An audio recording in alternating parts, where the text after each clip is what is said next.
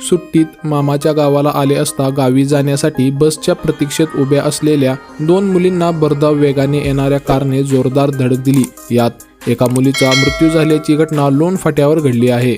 अळमनेर तालुक्यातील लोणबू येथे मामाकडे आलेल्या तमन्ना सिद्धार्थ भालेराव वय वर्ष 11 व अर्चना सिद्धार्थ भालेराव वय वर्ष 7 ह्या गावी चावलखेडा तालुका धरणगाव येथे जाण्यासाठी आई, बहीण व मामासह 17 नोव्हेंबरला दुपारी 3:30 वाजण्याच्या दरम्यान लोण फाट्यावर बसची वाट पाहत उभे होते।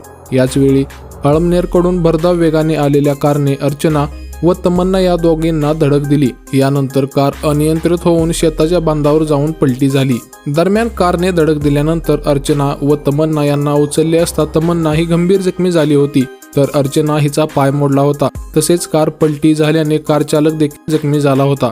दोन्ही बहिणींसह चालकाला अळमनेर ग्रामीण रुग्णालयात नेण्यात आले।